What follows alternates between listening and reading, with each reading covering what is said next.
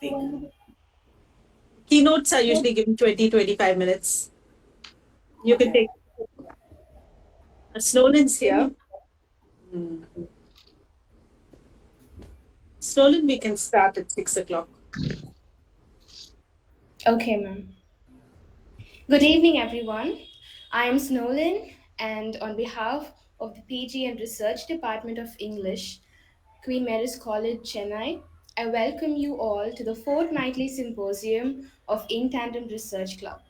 I extend my warmest welcome to our esteemed keynote speaker, Dr. Kalyani Vallath of Vallath Education, the paper presenters, Dr. Maria Preeti Srinivasan, Head of the Department of English, Queen Mary's College, the board members of In Tandem Research Club, faculty members, research scholars, and postgraduate students who have gathered for today's symposium.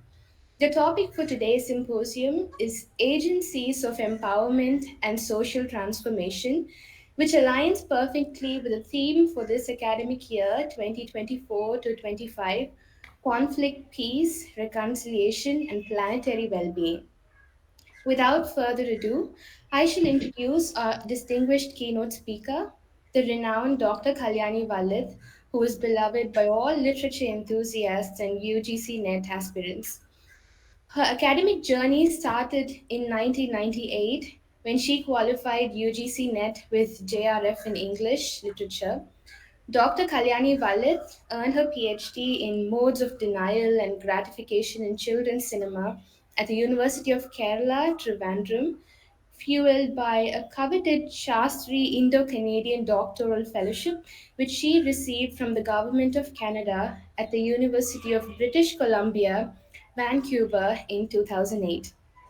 Breaking traditional education norms, she began her career as an informal instructor, guiding six postgraduate students in Trivandrum, which marked the launch of her role as an educator and entrepreneur in the field of education.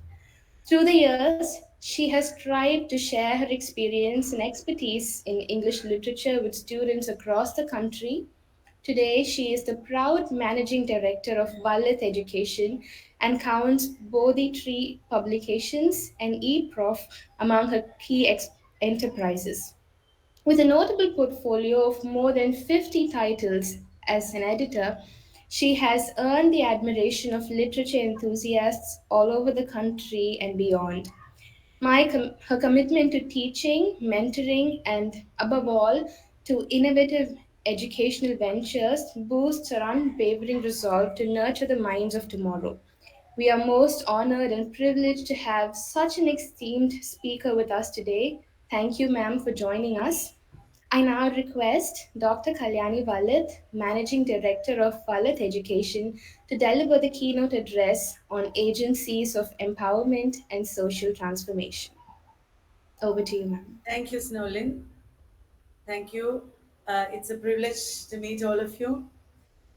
Today, I will be speaking about a lot about things that we don't usually speak in our English departments, which is related to business studies and entrepreneurship.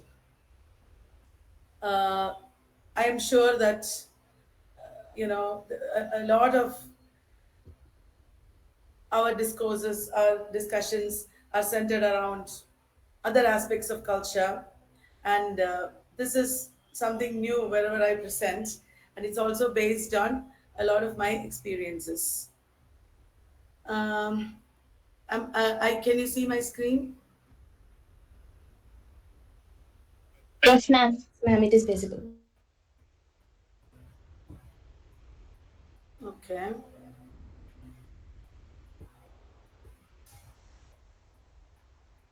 Mm,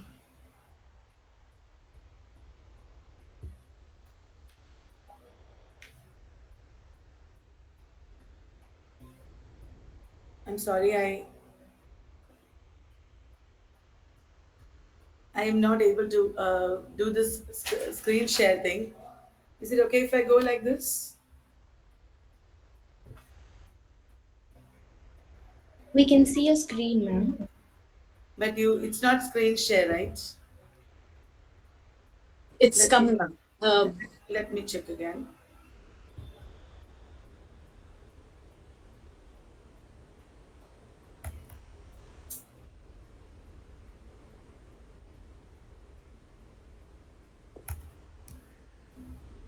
One of my screens is stuck. That's why. I'm sorry. Okay, I will go like this without the screen share, but because I'm not able to, something No, has I gone wrong with think, my, yeah, I think you'll be. right? I'm not able to move it either. We can see something now. Yeah, we can see your screen now. I know you can see it, but it's not It's moving. not moving. Yeah, but something is stuck We'll on my just screen. listen to you. We'll listen to you. There's Ma'am, no. can I just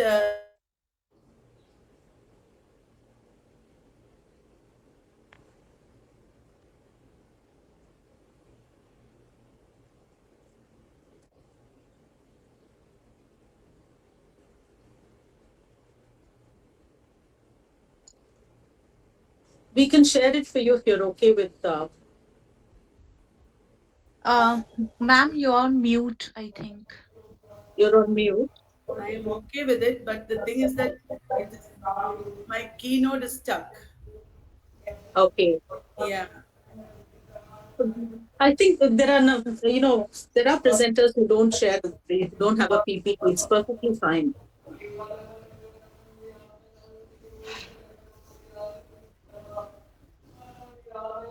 Yeah, something has happened to my keynote. I had a lot of pictures to show. Oh, We can share it for you, ma'am. All right. Can I send a keynote or do you need a PPT? PPT would be a better option, ma'am. you mean you have a Word file, I will send a PDF then. a PDF? Fine.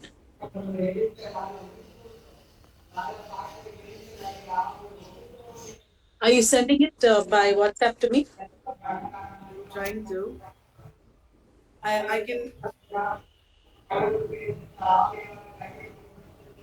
well, I'll just talk as I do this. Yes. Yeah, instead of wasting time. Dear friends, I have been doing some educational innovations in my own way No, because because when I started my career, I found that our discipline is perhaps undergoing a crisis because people were not reading enough. People were not able to enjoy and understand the subject that we study, English literature, because of the influx of visual media and globalization, as you know. And this led me to seek to the problems that we have. And these solutions were in the form of some innovations that eventually led to new resource materials and new technologies, new techniques of teaching. So, this is a transformation that I underwent in my own career. I will do without the PPT, it's stuck. This is a transformation that I underwent in my own career. Uh, and then I faced new changes in the economy, new changes in the society, which you all are aware of. We are, for example, a knowledge based economy. A knowledge based economy is an economy that relies heavily on information and data. We need innovations to drive growth in and productivity. And how do we do that? We now have a national education policy that is also urging us towards more innovations and creativity in education, which ultimately leads to competitiveness. Competitiveness is something that brings out a good outcome, but in a very divided manner. A lot of people get crushed in a competitive economy. So, my aim in my own career in the action research project that I undertook to develop new methods of teaching and uh, resource development was to embrace collaboration rather than competitiveness, to emphasize creativity and dissemination of knowledge where everybody gets an equal share of it. We are also another interesting aspect of contemporary history is that we have invested in human and intellectual capital, how we collect knowledge, how we share skills and expertise, and our innovations and all kinds of knowledge development is based on intellectual capital, which is based on intangible assets, which is not anything that you can quantify, but it is based on creativity and expertise. Then we come to the scenario of globalization, the globalization of higher education, which is also very much underway. The national education policy and its resultant changes will bring in foreign universities. So there is an increasing internationalization of universities and colleges in higher education sector specifically. A lot of international student mobility where our students are going abroad and studying, and as we know, all over India, the enrollment and admission of students in many disciplines and especially in English literature is going down. We have to keep to global standards of the curriculum, as we all know.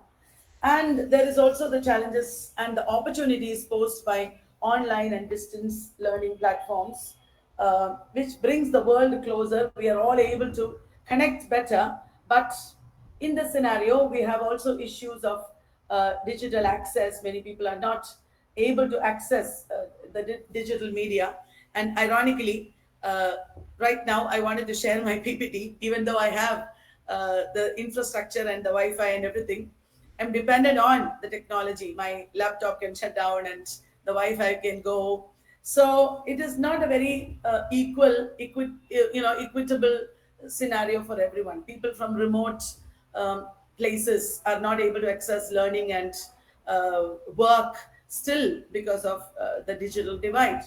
So, in this scenario, how do we transform education? How can we make it accessible for everyone at the same time?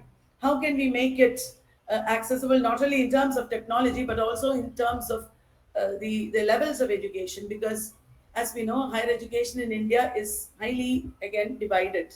In metros like Chennai or Bangalore or Delhi, for example, the level of education is very different from what it is from in suburban and remote villages and towns.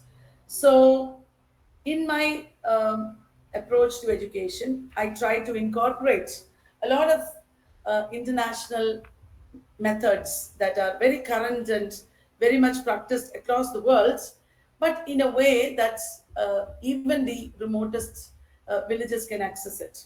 One is active learning. Even in an online scenario, how to make use of online platforms and social media, how to devise games and activities in such a way that students are actively engaged in the learning process, directly creating learning material, uh, doing hands-on activities, solving problems. So what I do, in a nutshell, if I say towards this, is that I employ students, a lot of them as interns and faculty and research assistants and associates. My company is full of my previous students and current students who are working with me on projects, earning money out of it and learning, hands on learning. So I'm trying to incorporate entrepreneurship into education. I'm not only an edupreneur in the sense that I create educational content and sell it.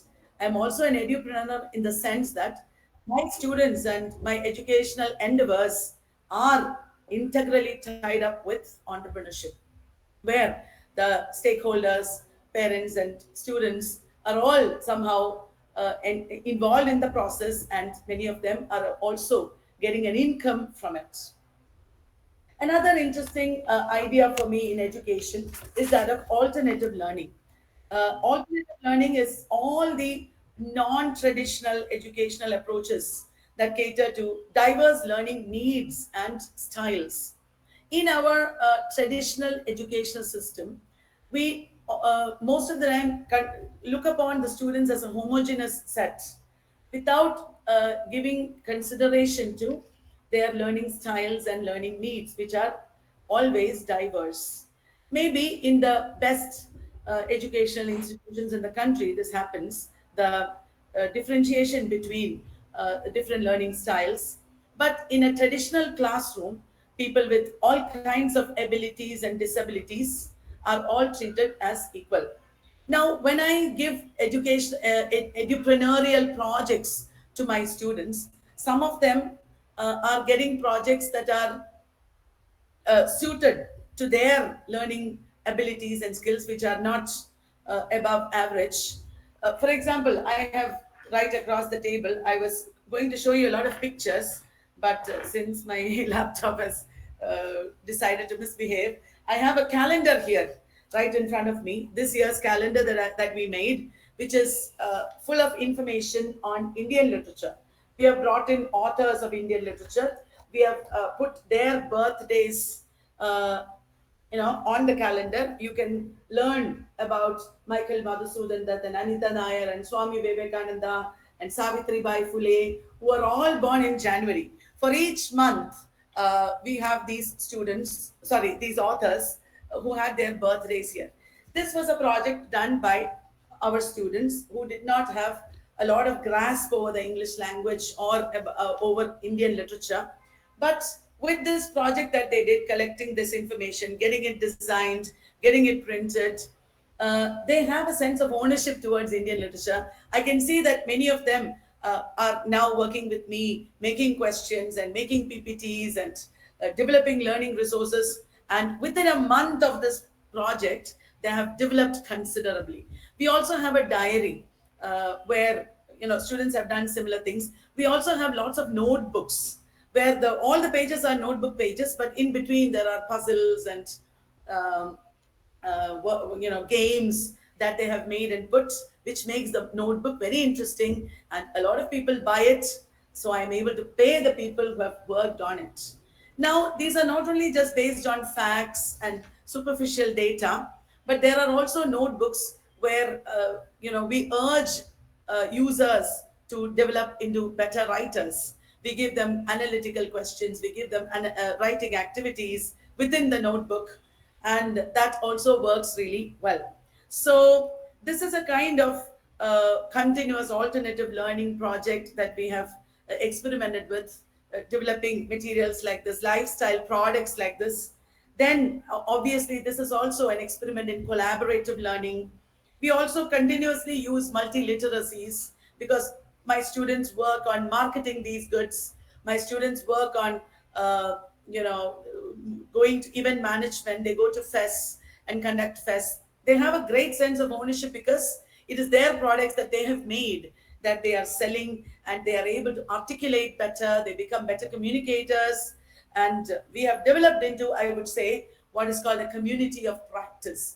Community of practice is a very interesting idea in sociology and business studies also, where people develop into a group, a community, where they share common interests and goals and expertise. So we have been doing this for other universities and colleges also.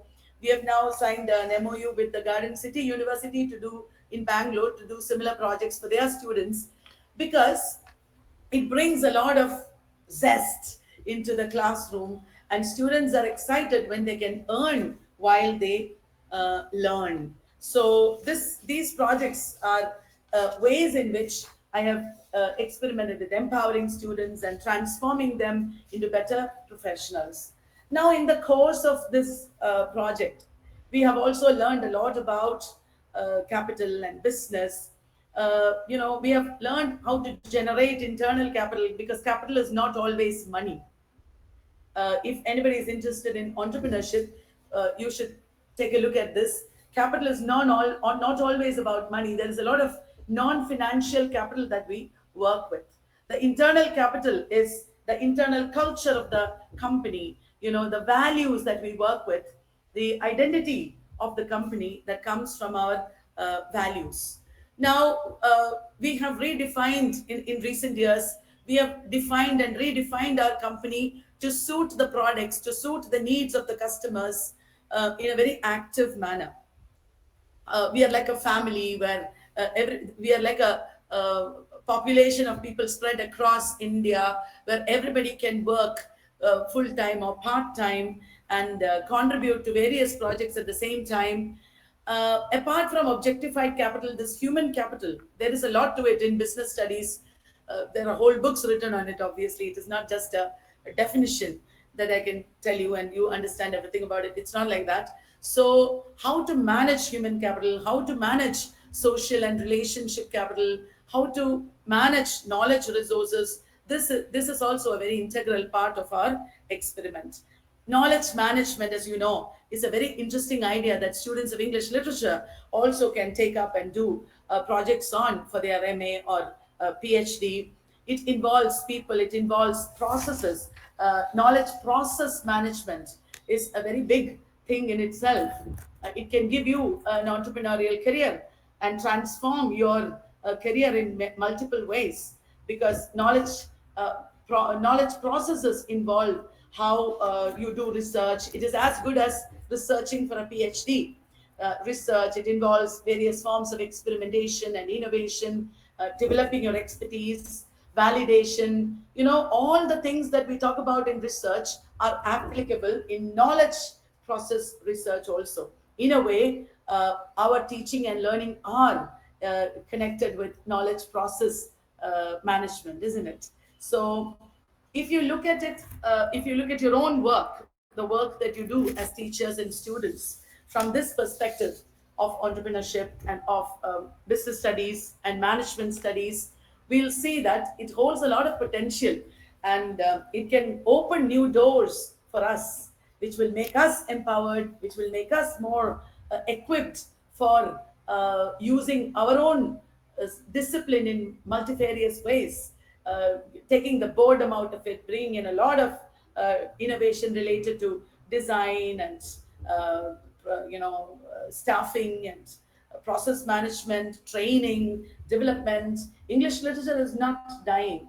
It does not end with the study of novels and poems. It does not even end with the study of culture. It is, as culture studies itself has shown us, a highly productive process. We can produce goods and services from it. We can connect and collaborate with people across the social spectrum, and bring out innovative solutions to many problems in our society. We can develop hybrid careers: English literature plus business, English literature plus psychology, English literature plus technology. So all these are opening up new avenues for exploring the possibilities of English research. To end my little talk, I would say that my own trajectory of growth is also insightful, maybe, when we talk about empowerment and social transformation. As a businesswoman, I have changed from a labor intensive business to a capital intensive business. As I was telling you, when we rely on money, we rely on work and salaries. But today, there is no need for it. We can do a capital intensive program which relies on people's knowledge, on technology, on automation, on efficiency, smart work, because we think of not only money capital but also non-financial capitals.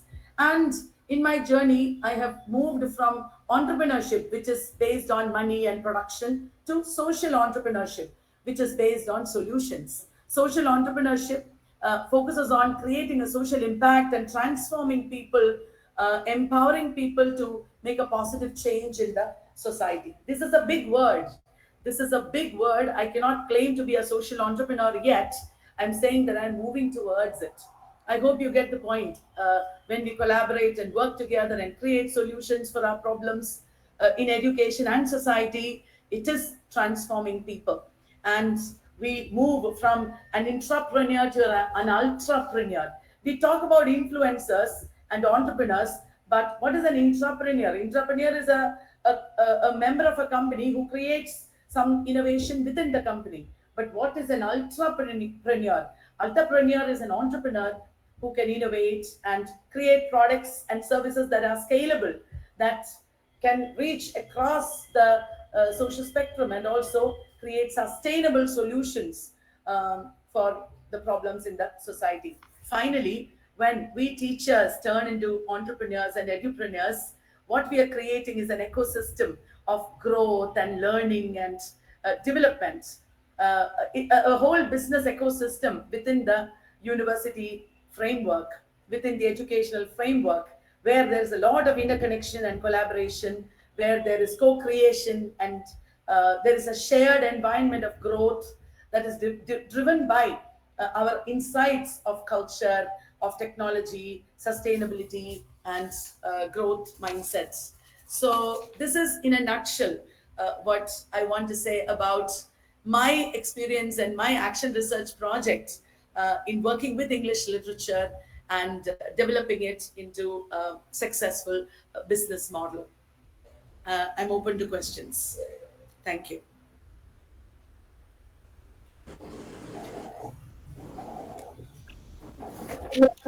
We usually take questions at the end, but I think this time I think we need to. It's we've created you've electrified actually the atmosphere with your sharing, and I think we can take the questions right away because there's many teachers on the call and students as well. So you can just shoot your questions, friends. Dr. Kalyani, I am Srilata, retired teacher. Hello, ma'am. Yes.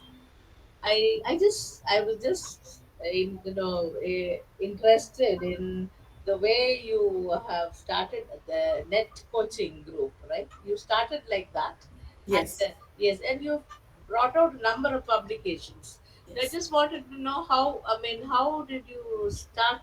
I mean, how did you get the students? You said you have made use of your students to do that, right? And I mean, how was it that you maneuvered all of them and put them together and got them to do this? You have yourself done a lot of translation work, I think, with the famous Dr. Ayappa Panikar at that time. Yes. Yes. So I just wanted to know how you went about this. You said you also paid I mean, students as they came in for coaching. Yes. Yes. How did you manage this? Yeah. Um, I was a person with a versatile number of versatile interests. I liked teaching. I liked the translation. I liked editing. But all of this I had experience with great professors whom I worked with as a student. I liked event management, and I was also an inveterate. I am an inveterate learner. When there are new things coming in technology or anything, I like to learn it, and I learn many times from students themselves. When there is a new project coming up, and I share it with students, and I see that they're interested, I discuss it with them. I would immediately tell them, why don't you join me? Let us do this together. Would you like to work on this project? And most of the time they would say yes. And we would always focus on making it a very practical thing that people would want. Whether it is a course or whether it is a product, we would relentlessly work on it so that it becomes practical for people to buy it and use it. And one way in which I marketed the products is by directly, I'm a giver. I just give away gifts and anything I can, to people. I just love gifting, and in a very academic sense also, gifting is a very beautiful concept in culture. So that actually led me to connect and network with a lot of people, and they appreciated the work. This appreciation went to my students. I would give them 3-month projects, 6-month projects, or 1-year projects. Sometimes they will work with me for a longer time online. And whatever money we make out of it, I would make it a point to share it with them, because my source of income was always there, my teaching. My source of income went very well. And this extra things that I did went into the marketing of my course. So I did not have to worry about sharing the profit I made from Q Shop products or Bodhitri or Vallath Books products. These are the other companies, lifestyle products company and publishing company. I could easily share the profit. I would just give a project to somebody, and if they do it well, I would give them the entire profit out of it for some time. Because anyway, that product is going to sell and it will feed the company later. So financially, there was never a problem. And people always, I would always take in people uh, and give them a certificate for whatever experience they had. I would help them to connect with people. I would enrich their CVs in many ways, guide them to do research in the meanwhile. So it was a highly enriching experience for them. I would continuously train them and tell them, this is learning, this is how I learned. Don't look upon everything as a job, look at it as a career where all your learning goes into what you do later. And that was a transformative journey and experience for the students. They changed their attitudes towards jobs. It is not just a means of making money. They began to enjoy the work. They began to understand that the learning is an investment. So we have thus created a community of people who think alike. And in my classes also, I bring in all this. And I think I'm a role model for them myself. We have with God's grace, we have a very fast rate of growth. We are nowhere like where we were last year or the year before that. We have changed because I'm a risk taker. I invest very easily, and I am ready to go to any extent to see things work out well. And I give a lot of space to my students. I put their names in the books. Many of my students have small books with ISBN number in their name, because they have helped it. And I make them see the value of all kinds of work. You don't have just to be a high profile academic. You don't just, that many of my students are from very, underprivileged backgrounds, village people, rustic suburban people, sons and daughters of laborers, etc., etc. That is why they need coaching. Otherwise, they wouldn't come to me. So I make them understand that it is okay to be what you are, and you can still contribute to the society. You don't have to work in the biggest colleges and universities when you start off. You can start small. There is a space for everyone in our country, and there is a value to what you do. We are adding to our discipline, and we are like, support. We are the support system for the big universities and the big colleges. I make them understand there is an ongoing dialogue with my students based on all this, which is beautiful, and that makes it possible, man. Yes, okay. We always find it difficult to get funds, or maybe even if we do have the, and our college where we work, it doesn't. I mean, it doesn't help actually. Where we work, we are not given a lot of time for doing our own research. Or I know within the system it is very difficult. All this is possible because I'm outside the system. I have my own system. yes, If I had worked in a college or university, I wouldn't have been able to do it, I guess. yes, that's one great thing. Yes, hope But is uh, like for Garden City University that I mentioned, it is possible for me to connect with colleges or universities and give them a plan and uh, do it from the outside. That is possible. Many times we have done it. and all your publications are uh, Yes. from your own publications. Yes. DC is what you work. DC books, I think, worked with other people, right? I Came to didn't get you, ma'am. DC publications. DC books. Uh, No. you haven't done anything through that. No, well, I have. Under Ayyappa Manikir sir, I worked on a couple of projects, including complete works of Shakespeare in Malayalam Okay. translation. Yeah, that was from DC Books and some other books also. Like that, I've worked as an individual. Okay. Ma'am, I just feel that I'm meeting a kindred spirit and I have so many questions to ask you. But I'll first give the opportunity to my colleagues from the Department of English. I have friends here. And after they shoot their questions, I will also participate and I'd like to learn some things from you. So I'll just give this moment to colleagues who are on the call. I think Vinita, Udmita, so many are here. Yeah.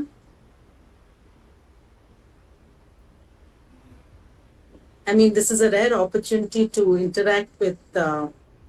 Kalyani Vallath. So, uh, if you're And what I've spoken about is totally different from what uh, you speak about usually in colleges. So yes, exactly, and what even we expected from the topic, social transformation, but this is actually speaking from the yeah, Academic world of from the transformation workplace. of the academic space. Okay. Yes. So, I thank will you for send what you a packet of all the various things that we have done to the college so that you can take a look at it. okay. You said that you're a person with versatile interests, and that struck a chord with me. So, something that we are doing in Queen Mary's is sing along and learn English. And actually, we started clubs in the Department of English, and Vinita, who's the organizing secretary, who's helping me out, she said that we could open the clubs to all the departments. And Srilata is also part of all our clubs. She's a patron of our research club, and she's seen the work in our art club. So in the art club, we get them to do calligraphy, doodling, and then we have a fabric sense. And then Snowlin, who is comparing this program, she's excellent in picture books. So, and there's an Australian writer for children, Hazel Edwards, who's mentoring her on a fortnightly basis, having seen her picture book. So, this is this is, I would love to show you Snowlin's work. And little did I realize that there is so much potential for growth. We've actually doing it things in a small way because you've gone big and you're out of the system, as you said. Yeah. And within the system, we have so many things like being a government college, the financial crunch, everything. But I don't want to talk about the highlight that. I just want to celebrate and highlight what we're doing and this human capital that you spoke about, and I truly appreciate that from the bottom of my heart, and not seeing the learners as a homogeneous group. This is something that uh, you articulated so beautifully, and I would like I'm sure my colleagues also will join me in saying that we have this, and to celebrate every child, to celebrate the ability of every child. It's amazing to see how students who don't, speak up in class, they they illustrate very well. They do a calligraphy of the lines that they like. The reason in starting all these clubs is like, I don't sound cliched, but we thought that Howard Gardner approach of multiple intelligences. Yeah. I mean, I was carried away with that idea at that point of time. So tapping into multiple intelligences is actually the bottom line of the work that we are doing at Queen Mary's College. This research club is only one, but we have a whole lot of clubs, theatre and public speaking. So actually, why we did theatre also is not so much about grooming actors. It's about having confidence, Yes. and cultivating body language. Um, Theatre has worked wonders. Jayavashni, you're here, right, on the call? I saw We have a Jayavashni come. theatre wing also where Yeah, we discuss social issue, where we enact social issues, and we have a social theatre wing. issues. Yes. So last year we staged Hayavadana, and it was a great success. Wow. And that's the first time Queen Mary's was having a Ah. college play in English. So I'm in full agreement with you about multiple literacies. And hi, JV.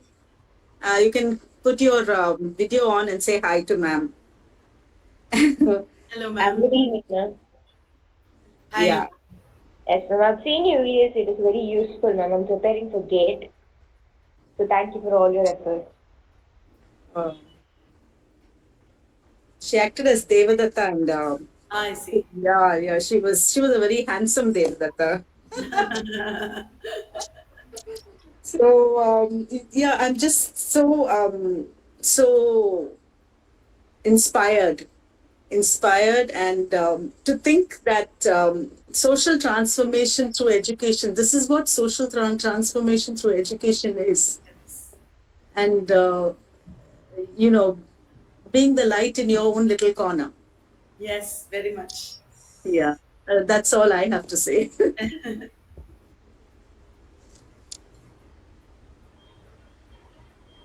Good evening, madam. Like I'm a person who is very much interested in English language teaching. Yes, So, ma'am. like, I just want to know whether you're preparing materials for teaching of the language more, or either through technology or through participatory activities and all that, or is it more towards literature, teaching of literature, or both? Yeah, our main area is literature, but we do have a language wing where we run courses where we have a very conversational and uh, participatory approach. We are in the process of developing some materials also, but till recently we were focusing on literature. So, okay, We thank have you a for method of teaching that. language through literature. We have already made a book on that. It's going to Yes, be printed. I'll send you a copy of that also, yes. using lots of passages and excerpts from literature how to teach language. That Language. experiment Yeah. Like we I'm also working on something like that. I have been working on something like that. Also bring in, environmental awareness and yes, values and everything. Like we have, through the subject you teach literature, I mean English, yes, or through English you teach other subjects. So correct. that way. So That's I'm the just trying to attempt something like that. I yeah, think I've got a cue from what you've said. So I think that will get me going, keep me going. amazing. Yeah. It's my So passion also how to teach physics and chemistry and whatever subject you want through literature. yeah, through It's literature. possible. That's right. Yeah, it's quite possible. Yeah. So that you cater to all the disciplines, like Yes. that's I also have made possible. a similar project for Garden City University to Oh, get their students to teach younger students, their okay. juniors and school students in this way. Yes. Oh, that's great. Okay. And one more clarification, madam, if you could spare time to answer me on this, I'll be very happy. Like we have a lot of technology coming up, in teaching the language and all that. What is your take on that? Is it, person-oriented approach which is more effective, or through technology? I always go for a hybrid approach. I am all for all the new developments. I love technology and AI and everything. I'm not conservative, but I believe that we need a technology literacy. We need to be able to use it well. We need to be able to use it without, the human being losing his or her value. So I learned a lot about it from my own students, and we believe that technology is absolutely necessary. Otherwise, we'll be outdated. We'll not be able to progress with the world. The world is growing exponentially.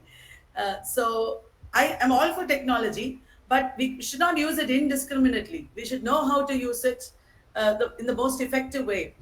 Only this morning I was, yesterday actually, in another session, somebody asked me a similar question, and I said, AI is. They were asking me about AI, and I said, I use a lot, but AI is my assistant, not my boss. I Yes. use AI to teach me better how to use AI so that I can use AI better. Okay. I will Yes. always use AI. AI cannot use me. It is my ideas and my knowledge that is being put in a better shape by AI. It cannot be me, I believe.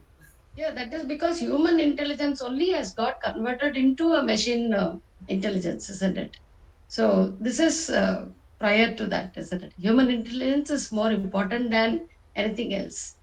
And Yeah. the affect element, the affect, the emotion, the empathy, the Yes. connection Yeah. that we have with each other, that AI Yes. can never replicate. And Can without never. that, there is nothing. Everything Yes. is getting life only because of that affect, I think. Yes. Yeah. Okay. Because I am a little anxious about the whole thing now, with the development of technology and all. Like the people just take to Chat GPT and all that, and which will take away their linguistic abilities. Maybe to some extent, Yes. that anxiety Ma'am, is always there. I believe that people had the same misgiving when computers came. for the first time, when Okay. printing Okay. came for the first time. Before Okay. that, people had a lot of linguistic abilities, which was lost because of printing. You know, Okay. But that has not happened. language changes, the Yeah. nature of reading changes. Okay. It does not go away completely, but it has to change. It is a That's true. river, and it will take new forms, new directions. Okay. That's all. That's what I Okay. believe. Okay. Thank you for the positive approach. Okay. Thank you, madam. And just curious, madam, I just want to know your PhD was on. The depiction of children in Canadian films. Okay, all right. That Priya that has raised her hand for a long time now. Yes, ma'am. Sorry. Yes, ma'am. Am I audible? Yes, yes. Yes, ma'am. So, ma'am, I teach in a technical college, in an engineering college. And the kind of English that the students are, the modules over there are mostly communicative English, communication oriented. So I'm just curious, ma'am. I've been teaching there for the last 12 years, but I have used various tools in generating interest amongst students who have come there majorly to study technology. But no method has yet been successful to generate an interest in uh, literature in them.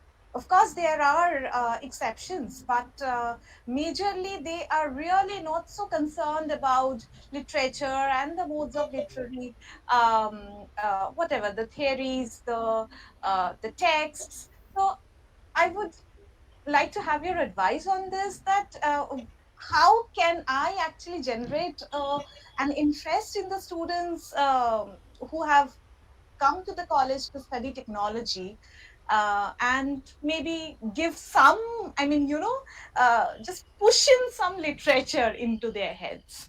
Yeah. One thing I would say is they have come to study technology. That is their interest, that is their forte.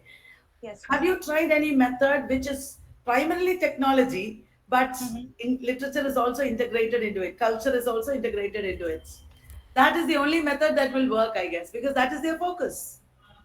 It should Mm-hmm. be something related to digital humanities, or some Mm-hmm. in some way where you should build your knowledge of technology, for that matter. You should work Mm-hmm. in tandem with them, with them, Right. where you learn technology from them and collaborate with them rather than teach them literature. I'm sure there must be ways of doing it, But then, ma'am, digitizing. the texts, if I want to teach them texts or give them a know-how of the text, they will probably know it and they'll listen to it. But the reading habit in general is, I find it declining among students, especially of, I don't know whether this is the scenario in all the colleges, but It in is. technical It is very colleges. much. So, ma'am, what do I do? I mean, it's very disappointing at times that I, being a student of literature, and I'm teaching them communication year after year, um, no amount of motivation can actually help them generate this interest. So, any method that you can probably Instead suggest? of do not ask them to read, give them activities that require reading the text, so that they focus on something else, focus on Mm-hmm. creating something which will be possible by reading. And also, don't expect them to read books cover to cover. Mm-hmm. I keep telling them, read only, don't read everything, read only one page, read only some paragraphs, and let us do work on that paragraph and do this. And I always tell them, don't do, don't read, don't, because that encourages them to read. Actually, many people who read 2 3 paragraphs will end up reading a little more. Uh, don't let us be didactic. Let us be with them. Let us understand. And I will say, let us watch a movie. Let us not read this book. Let us watch a movie, and then I will start criticizing the movie, and I will Ma'am, say, this I do. This I do. Film reviews and book reviews are done in class. I mean, I will I start just go. criticizing the movie and say the book is much better, and uh, Mm-hmm. I will talk to somebody who has read the book, and then eventually some people will go and read the book to be able to contribute and to be able to, understand the whole discussion. And also, don't do it everything in the classroom. Do it Hmm. continuously in WhatsApp groups or in other Right. forms. Right, ma'am. Yeah, Thank you. then it can improve. Thank you so much, ma'am. Don't let us expect from the students what we would have expected 10 years ago because they have changed. Right. Thank you, ma'am. Yes. You could also, invite them to teach. And like I do, pay them for it in some way. Teach as in the text, some Huh? or the other text. Yeah. Okay, okay. Actually, there is For which this they are able to time. read. Crunch also, so modules and Right. semester systems, so a lot of time are, I mean, That's light true. time That's is true. taken. So, uh, okay. Can I add something here? Make them act. We in Queen Mary's College, we vibe with each other for the general English, the same communicative English thing. So even if we have a poem or story, we make them enact. So that's one way of any kind Yes. of participatory learning. One experience I had with acting is we made a play incorporating element discussion of disability, history of the body and freak shows and things like that, incorporating Shakespeare and a lot of other literary works. We made a play, and as we got the students to enact the play and rehearse it, many of them ended up reading Julius Caesar, many Oh, of the works that were mentioned. We never asked them, but they were so excited about it. They wanted to do it well. We kept on saying, how, you have to interpret a little more, you have to add to it. We gave them space for improvisation of dialogue, and they were so excited. They read all the books mentioned there, and they were discussing about it. It was a whole learning literature activity than acting. right. Thank Indirect you. ways, outcome based approaches is what Outcome based education, yes, ma'am. But then again, that requires the cooperation of the institution as well. So, absolutely that's I mean, right. again, that boils down to the fact that you are out of the system and I'm within the system. So, But in some subtle ways, maybe it is possible. very little. I mean, there's time crunch, there's financial crunch, there's crunch of efforts and cooperation from the others. So I try to do it in my own ways, but Yeah, yeah, yeah, I it is understand. not the mass is not benefited out of it. So, thank you so much, ma'am. Thank you. I wonder if we are cutting into the time of the other speakers. Not really. If there are no more questions, we can proceed. If there are questions, maybe, ma'am, you'll be on the call for a while. Yes, I'm here. Oh, you're here.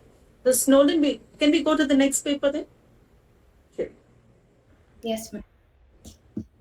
Thank you, ma'am. We are both grateful for the address.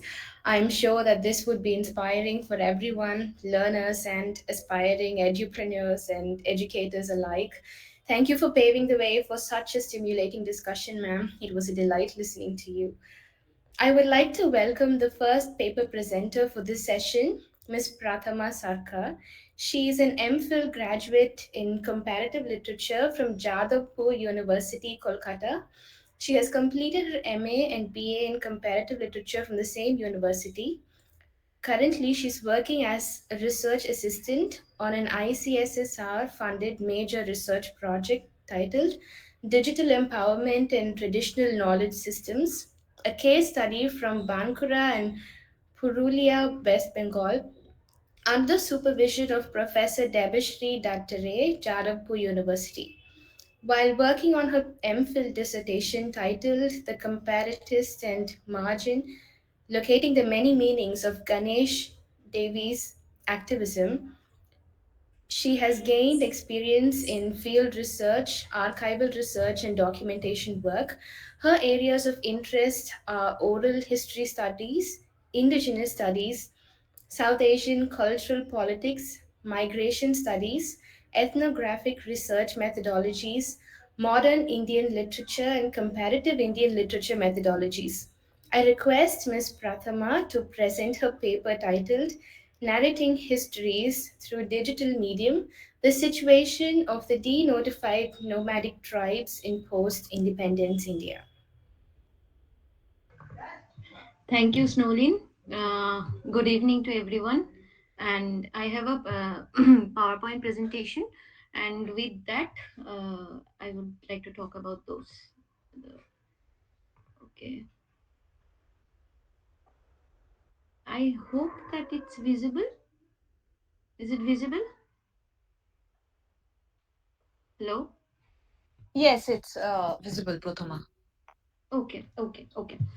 So the title of my paper is Narrating Histories Through Digital Medium, the Situation of the Denotified Nomadic Tribes in Post-Independence India. So my paper is divided into three parts.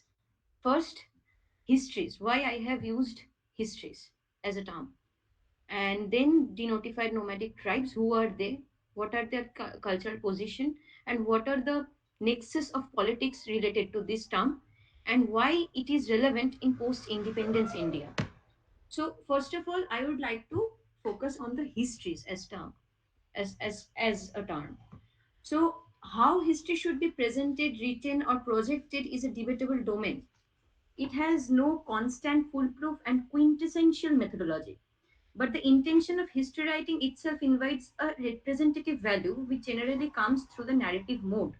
Narrative, as a method of representation, translates the matters of knowing into matters of telling. From there, the narrativization of the events take a journey from the true to the real. The journey provides the readers with the nature of real events. This nature of real events is culture and location specific. A historian should take cognizance of that, as the representation of temporality requires a solid understanding of the chronology of events. The chronology of events is not meant to be conceived either as a classification of events or a cause and effect factor. However, the chronology of events indicates the original occurrence of events and is revealed in order of meaning. The emergence of an order of meaning strikes on the location of the historian and their intellectual understandings of time and narrative. If their writing is considered as discourse, the person's presence in the narrative becomes important organically. The representation of temporality which contains silence towards some period marked as the discontinuation of some events and lacking connection is an outcome of subjective mindset. This subjective mindset and the subsequent representation of temporality results in a particular form of narrativization and a certain kind of politico-social order. Some questions arise from this part. What is this debate about silence and utterance? And from whom is this silence and utterance maintained and played out occasionally? Hegel answers that the ideal subject of any subjective narrative of this sort is the state. Any kind of historical consciousness cannot be perceived without the existence of a state, because human existence is unthinkable without the construction of a systematic law enforcement mechanism. So, any kind of historical consciousness should be and must be judged in terms of law, legality, and legitimization. This existence of law and state has a constant impulse to moralize different realities and induces a system that stresses establishing facts in a specific historical order. This political presence of authorities in different forms tries to control the narratives and their historical flow.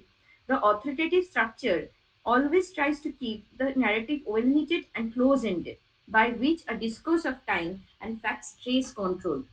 In historical consciousness, narrativity turns out to be a form in which reality becomes functional as a realistic consciousness. As a factor of moralization gets attached to narratives and is controlled by a hierarchy, it seems that the narrative is letting the readers see the end as if the reality has ceased to happen by itself and it is a phenomena with proper closure. The structural emergence of the historical of the hierarchy puts forward a notion of events with higher and lower truth values. As the value quotient is present in this format, some questions should be considered, such as whose value should be legitimized, who is the agent to decide these factors, how do they manipulate collective consciousness, and how does this politics of representation come into reality. All these questions direct a historically conscious mind to the politics of the center and its periphery, and the rhetorics of popularized in the mainstream to protect this binary. To proceed with this debate further, it is imperative to understand that any narrative does not essentially have a monodimensional structure. Every narrative contains an interrelated domain of the public and private spheres. and the control of the narratives is not endowed to any free individual agency. This control stays within the power structure, which is essentially esoteric. These critical structures deduce the fact that every narrative is a part of a discourse, and this discourse does not put itself to an eternalized full stop, which indicates to a proper ending. The methodology of representation has a cultural connection where different discourses interconnect each other through language and other representational systems. All these representational practices originate from social practices and regulate discourse within a given historical chronotype. If one's conception and evaluation of of a particular time comes through a documented medium, then this trait comes under the specific social practice of knowledge production. The social practice of knowledge production differs from culture to culture. Historical discourses contain the baggage of time, which produce the evaluation of a certain period from a subjective point of view as well. The discursive practice of time evaluation through the process of writing histories is also culture specific. In Western cultural system, history or past events are recorded and documented in the written medium. But the Indian cultural system, orality and oral but in the Indian cultural system, orality and oral tradition is a significant historical, anthropological, and political phenomena to take cognizance of. This practice of oral tradition is also discursive in nature. To refer at this point, it should be mentioned that that discourse belongs across such statements and is governed by how one talks about and rationalizes knowledge. From this point, it should be pointed out that the course of methodological rationalism of knowledge is specific to cultures, but in the history of colonization, the colonizers conceptualized their subjects past as tabula rasa or blank slate while considering the colonized population as primitive culture or cultural raw material. Right in this context, Ganesh Devi, a cultural ethnographer, used two terms, amnesia and aphasia.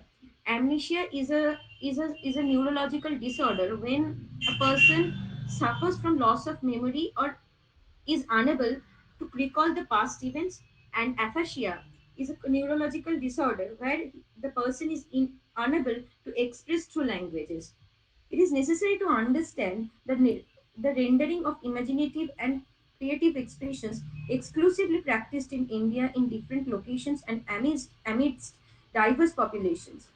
In, in post-independence times, knowledge is essentially perceived in the written medium. This conceptualization of knowledge and history in the written medium is a ramification of colonization. This existence of written medium shows some cultural parameters and a history of privileges.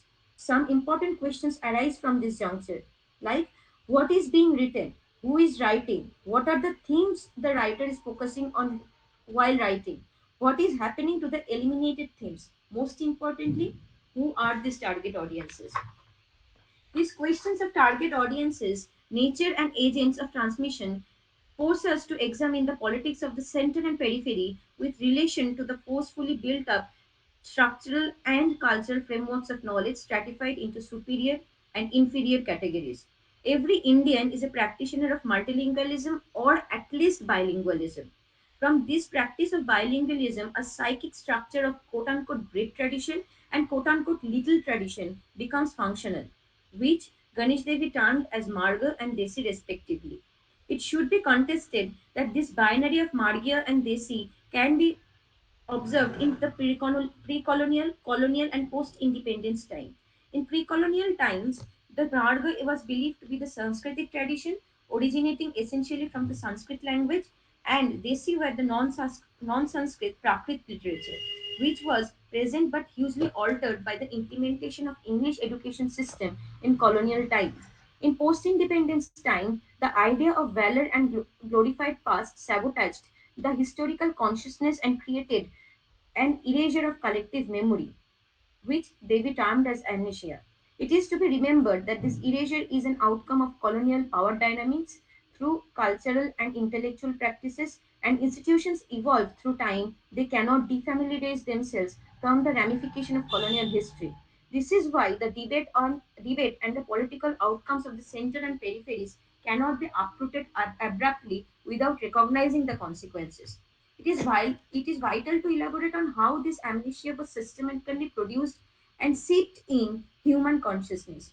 To address this, one has to take note of the nature of the education system that was institutionalized by British and propagated the sole cause of administration purposes. During the 19th century, the British rulers decided that educating these subjects was their historical and moral responsibility, quote unquote, white man's responsibility.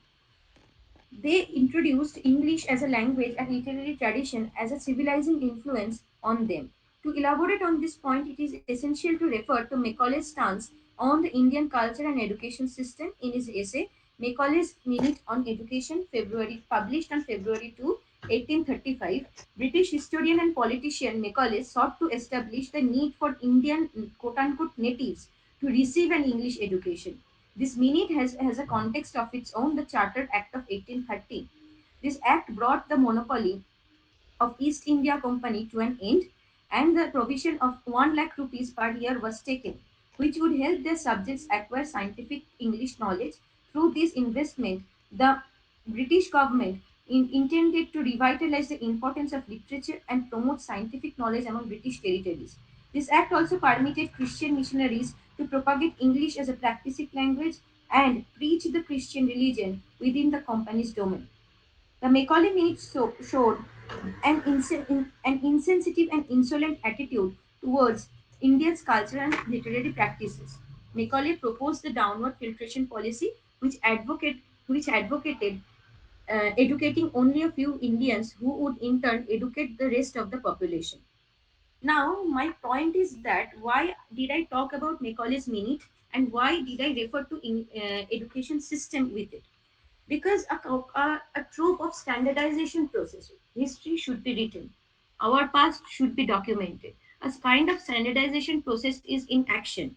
And from there, the oral narratives or the oral transmission of different narratives in different indigenous communities have been trivialized systematically. From there, history uh, arrives with capital H. That's why I have mentioned this.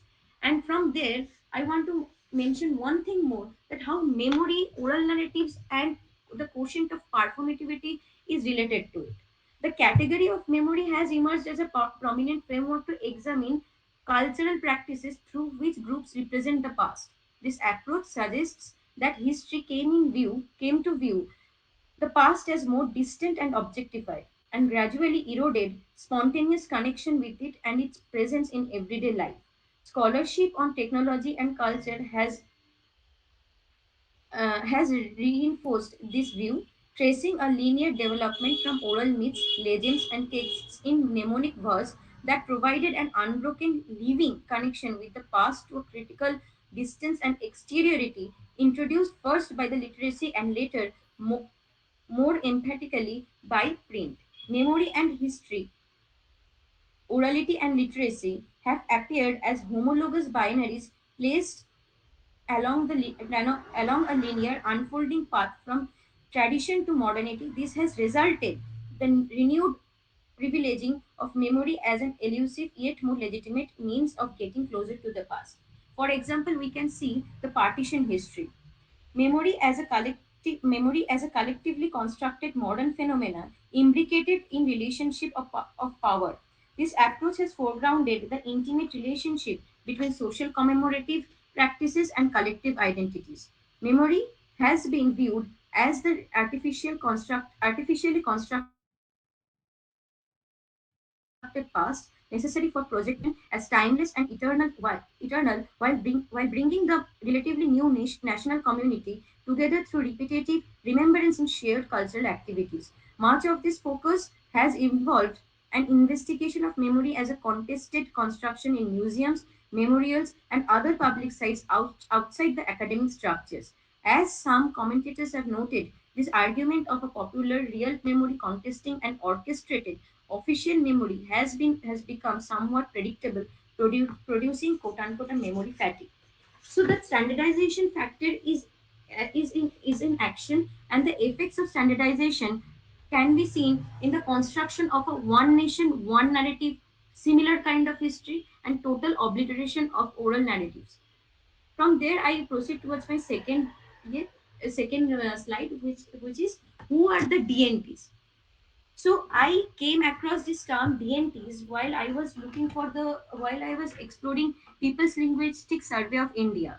And the People's Linguistic Survey of India, the volume number 9 and 17, respectively dedicated to Gujarat, Daman and Diu, Dadra and Nagar Haveli, and Maharashtra.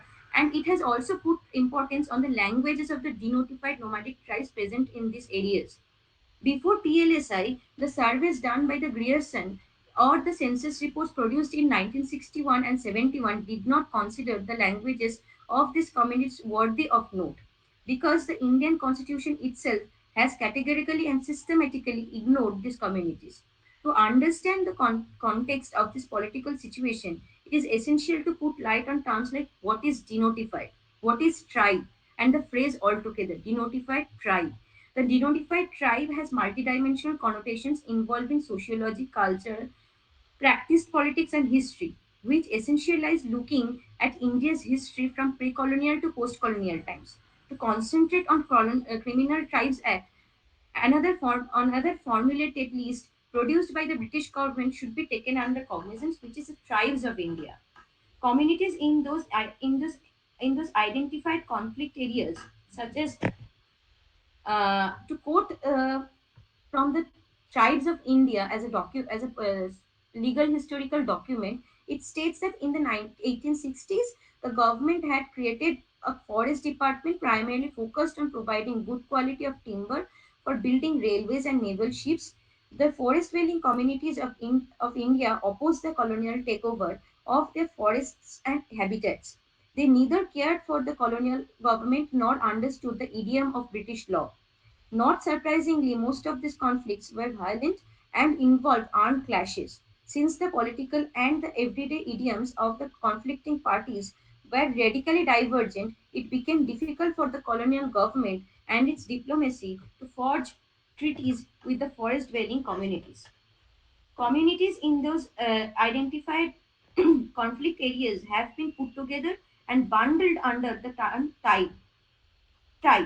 This bundling of communities under the same heading invokes a sense of homogenization. This sense of homogenization distances and ultimately erases their individual historical, linguistic, and cultural pasts. In this context, the use of quote unquote tribe without any insinuation of individual signification given to the communities in concern is a sheer sociological and bureaucratic error. The consequence of this error can be traced in the term denotified tribes as well. During the 1830s, the colonial government assigned William Henry Sleeman to prepare a list of assaults on wayfarers in central India. Sleeman produced a vast list of violent episodes. The preparation of this list has taken a severe turn in 1857 when grouped or isolated soldiers fought several battles in different parts of India. The soldiers and the people who assisted these soldiers in this revolution were automatically enlisted in Slimer's place. Later, this list became the base of Criminal Tribes Act or CTA in 1871. The traditional occupation of the nomadic or semi-nomadic communities was brought under the scanner and they are officially declared as criminal groups. After implementing this act, an attempt to move out of the district without informing the local authorities made by any member of these enlisted communities was identified as a criminal offense. The officials were directed to prepare registers of criminal tribes, and once the register was prepared for the given district, even the officials who prepared it were not allowed to make any changes to it. The term criminal was there to stay with their names as adjectives as a result of the forceful imposition of this adjective before their names, they were deprived of their fundamental human rights and access to any kind of transparent judicial system. By this, the onus of proving that they were not criminals fell on them, but they were left with no rational argument since their being born in a particular community was seen as a crime. The communities notified under the 1871 Act were seen as commodities to build up the projects of railway, roads, factories under the British Raj. So from there, the notification was regulated in 1871, and they were denotified in 1952. And the criminalization was the crux method to make them as criminal tribes. But right now, I want to talk about some important figures, acts, and terms to give more transparent transparent visual to this act. William Henry Sliman. The commercial exploitation of forest resources resulted in clashes between the British and forest dwellers as their livelihood and habitat were threatened. The forest dwellers communities like the Pardhi, Sansi, Kanjir, and Mugia were forced to live a wandering life and survive on hunting small game like hare and partridges. They wandered around and seldom stole crops out of hunger, being disliked, rather feared by the sedentary communities because they could wield weapons. They were not allowed to settle in villages. Thus, the pitched tents and lived in they pitched tents and lived in open on forest peripheries and village grazing lands. The footloose soldiers of the disintegrating Mughal Empire started plundering and became a threat to the establishments of the East India Company. To control such trouble, William Henry Sliman was posted in India during 1828-29 with magisterial duties in Jabalpur and Sagar districts of Madhya Pradesh to crush the organized soldier gangs. This was a time when many Indian states and provinces had signed treaties and East India Company who were duty bound to provide protection to them. William Henry Sliman was authorized to document the armed clashes from Indore to Calcutta. His understanding of the footloose soldiers and wandering tribes led to the identification of these castes and groups as thugs or criminal tribes. And I would talk about hereditary criminal classes and professional service provider at the end. But before that, I think it is more pertinent to talk about Lord Mayo Criminal Tribes Act regulations and why August 31, 1952 is important to remember. So, starting with Lord Mayo, in 1869, Lord Mayo was appointed as the fourth Viceroy of India in Calcutta. He commissioned the first caste based census, which was released in 1871. In the census, a section of Indian society was classified as criminal class.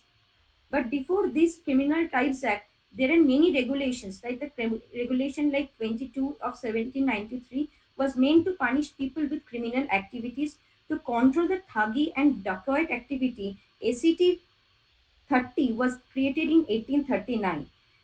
But for the British, these acts and codes were not sufficient and they had to be more stringent with these communities. This resulted in the formulation of CTA, which tagged many castes as criminals and brought them under the radar and strict control of British government. August 31, 1952.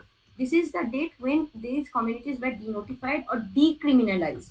During the years of fighting for freedom from the British rule, there were voices in favor of DNTs to repeal the CTA.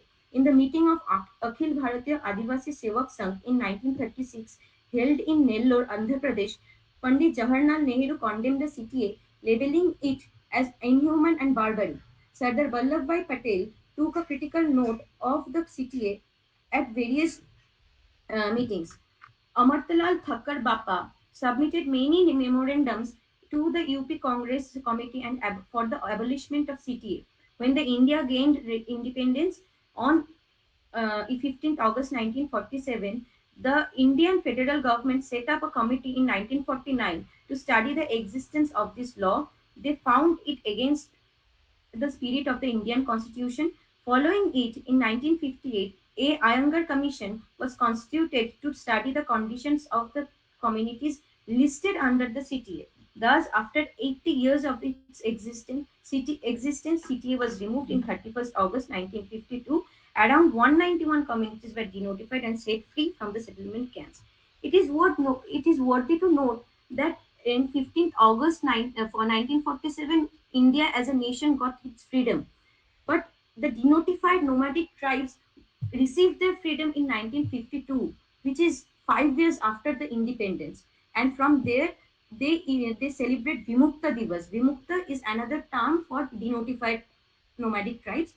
Vimukta Divas, and they celebrate 31st August as their Independence Day. Now I am coming back to hereditary criminal classes versus professional service provider classes.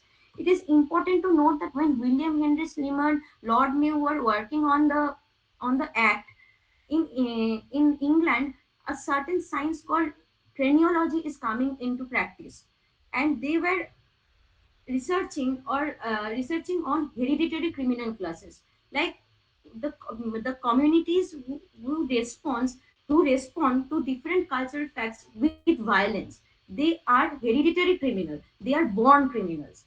But Madan Meena, the current director of Adivasi Academy, Tejgarh, has termed them as professional service provider. This in Indian context for the Indian denotified nomadic tribes. The and he gives examples like the Nat, Bhat, Mirasi, Bijori, the subcastes of Kanjar communities were genealogists and bards. To entertain their patrons, they took to acrobatics, puppetry, musical performance, and dance. In return, they earned food grains, clothes, ghee, cattle, and gifts to survive throughout the year. Bedia, Bachara, Kalbelia, and Kanjar were hereditary professional dances having a rich musical repertoire. Rai, Chakri, and Kalbelia dance forms were world famous. The Sasi, Kanjar, Nat, Banjara, and Bachara communities among the deities were expert in making country liquor, which earned them good revenue and sustainability. Those who had agricultural lands practiced farming. The Pardhi and Kalmelia had rich knowledge of curing ailments through traditional medicines collected from the forests. The Madari caught and trained sloth bear, snakes, and monkeys to entertain people in those days when there were no other sources of entertainment. Similar was the profession of the Kalandars, the Gawaria subcaste of Banjara. Women roamed in villages selling wooden combs, kajal, bindi, bangles, and other articles of women's makeup and fashion. Women waited eagerly for their visits. Criminality was not an identity of these wandering tribes until they are notified as such the colonial rulers under the city. So there is a vast difference between hereditary criminal classes and professional service provider classes. And personally, I don't think that any person can be a criminal by heredity. So next is the why I'm coming to the digital medium and why it is important to take note of denotified nomadic tribes in post-independence India. Bodhan Theatre was founded by Mahashweta Devi, Ganesh Devi, and Dakshin Bajrangi. Dakshin Bajrangi is one of the um, activists from Chhara community. Chhara is one of the denotified nomadic tribes which hails from Gujarat, Ahmedabad, and their residential area is called Chharanagar. So Budhan theatre was founded by these three people, and Budhan, this term came from one of Mahashweta Devi's short story. In West Bengal, there is another denotified nomadic tribes or criminal tribes, that is Shobor. One of the members from the Shobor community was murdered under police custody, but the police um, staged the murder in a way that it is a suicide case. They wrapped a gamcha or a towel around that person's neck and claimed that it was not a it is not a murder, but it is an act of suicide. And this happened on Wednesday, and Wednesday is called in Bangla Budbar. So from Budbar, the Moshta Devi turned that main protagonist of the short story as Budhan, and from there, Budhan theatre came in action, and from there, they they staged a performance which is called Budhan theatre or Budhan Bolta Hai. Sorry, Budhan Bolta Hai. From there, and they have been hello. They have been producing different kinds of productions on the same causes which has social messages. And Budhan podcast series is something they came up with during the COVID period, and they have 4 seasons with Budhan stories where they talk about their socio-linguistic circumstances, socio-political circumstances, and they know and they try to disseminate their narratives in social media. And this link is there. If you want to have a watch, please go through the four seasons, and will know that they had building up an inter-community camaraderie, not Kanjar, Bawadia. They are working with them, and they are trying to make a nexus of activists in India, and from there they are trying to have collaboration with other NGOs in international format, international collaboration. From there they are trying to disseminate their narratives in post independence India, to disseminate their own narratives in a way that more people can get engaged to it.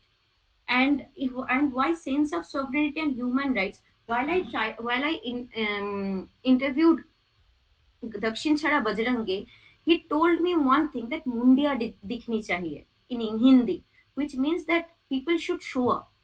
And how people can show up, and how a person can be aware of their constitutional rights, is that by coming together in once in a week, and starting to read constitution in a collective space, is a very important thing. And by this they can understand what are the disparities are happening, and what are the, what should I say, what are the how they are being victimized to certain kind of stigmatization, criminalization, and how they can counter it in a constitutional way. And the other thing is that hamara itihas humse suniye. I talked about standardization factor in the first slide. They have been criminalized from the pre-colonial period, and they are criminal, and they are treated as criminals till now, because the state is propagating a certain kind of narrative. They are inactive to understand and to disseminate that what denotified nomadic tribes mean, and what is the historical significance of such term. They are living in a condition that means that is not human. And from there they are trying to disseminate their narratives. They are trying to empower themselves in a more constitutional manner, that in a way that they can disseminate their own narratives in their own voices. Agency build up. They're building up their agencies, by which they can get empowered, and they can make people to understand that what denotified nomadic tribes and the insinuation stands for in post-colonial India. And construction of self by and from the other. Why? The point is that testimonies, memoirs, interviews are some kind of genres or tools where people get in contact in trans generational, trans cultural method. They break the barriers. While I am trying to read a memoir, I utter the word I become the self, I become the other. The other is breaking the glass and becoming the I. Right here in this Budhan podcast series, or the Budhan Bolta Hai, or the production series of this Budhan theater, we can see that people, the protagonists, are taking cognizance of the fact that the binary between self and the other, it is making the self as the other and the other as self. And they are breaking the glass between the self and the other. The state has made the the state has made the dominant groups as the self, relegating the other minority, or the indigenous groups in the peripheral state, in the peripheral positions. They are the other. Right here in this podcast series, the other is coming to the center stage, grabbing your attention and constructing the self. And I would like to end the presentation with this photograph. It is in the Charanagar Community Center. He is the Dakshin Chara Bajrange. When I visited him, he is the person who has enlightened me more and most about the denotified nomadic tribes of India, and he is the foremost activist in this arena right now. So this is it. This is my presentation. Thank you.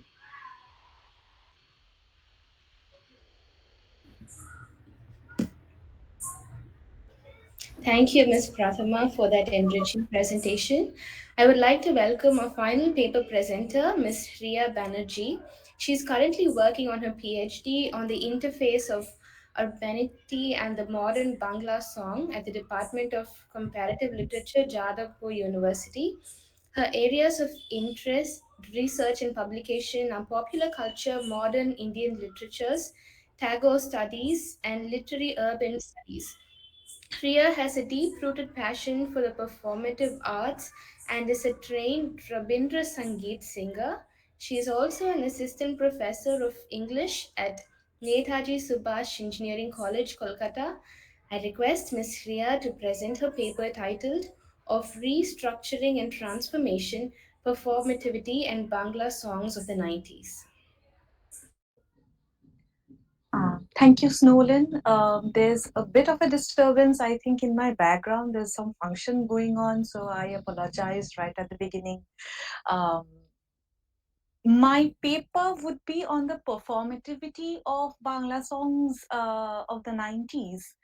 Um, right at the onset, I would like to say that no such concrete theory has yet been deciphered or some concrete documentation has been made regarding the performances, on-stage performances in the context of Bangla songs, in the context of Bangla vocal music. But it is absolutely important because music is a communicative art form, we all know. The importance of how to perform is rarely questioned, and very few popular musicians technically receive any formal training on or even an awareness of the different elements that make a performance visually stimulating and psychologically engaging. Um, Music being a communicative art form, it necessitates the performer to connect with the audience on a level beyond his physical presence and aesthetic. And this is especially true, and this has been in practice in the West since a long time due to the Wagnerian notion of the Gesamtkunstwerk, which is a concept that unites a variety of art forms such as dance, music, literature, poetry into one complete work. Now, through an extension of the auditory experience into a visual experience as well, the appeal of live popular music performance is perhaps also extended to involve spectators who prefer visual stimuli alongside or even more than the auditory experience. As a performing art, music requires the use of the physical self and body in the dialogic communicative process with the audience.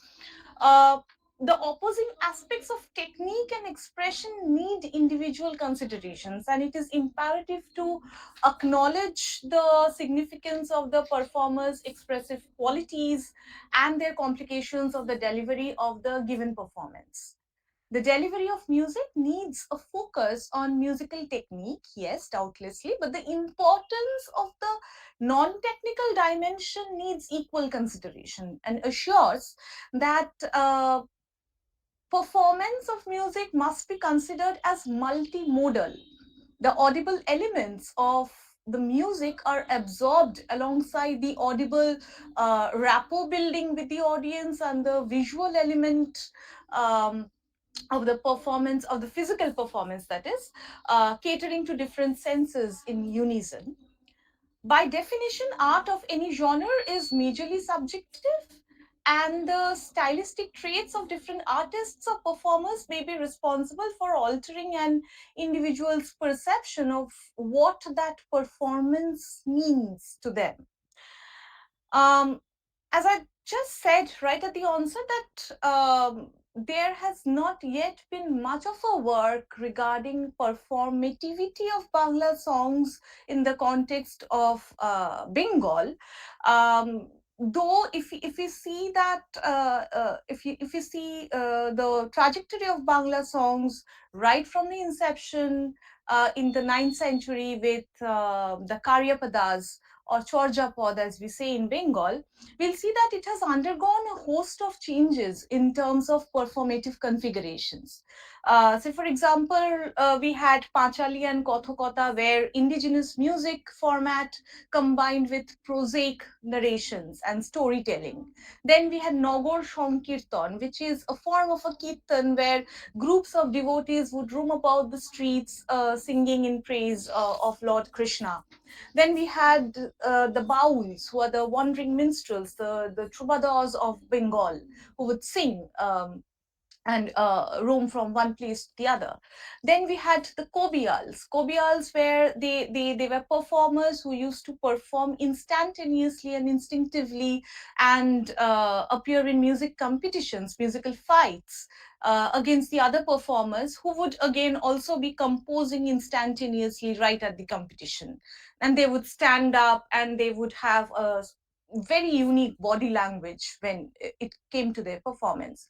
Then we had in the 40s and the 50s the IPTA, the Indian People's Theatre Association, where people's songs, mass songs were sung, and activists standing in street corner meetings performing to songs which were political in nature.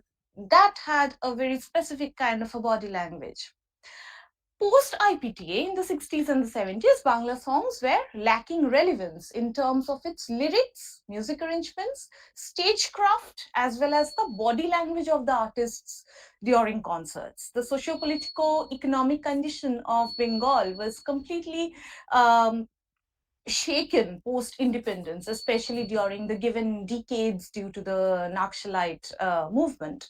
Against such a backdrop of utter chaos, the elementary function of music, if we refer to Adorno's concepts of the functions of music, those functions of music were kind of negated, as Bangla songs were only performing the role of entertainment only in those restless times.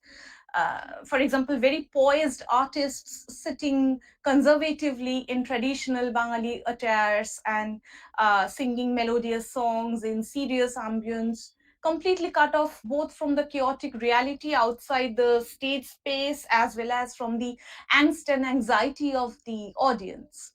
Concerts were largely one dimensional, where songs were the moot point of focus, and the audience base wholly depended on the musical capacities of the artist. That the gestures, postures, kinesics, facial language, that is, the dialogues of the artist beyond the songs sung, these would be considered while evaluating the entertainment quotient of a concert. This was not thought of in earlier times during the 60s and the 50s, 60s, and the 70s.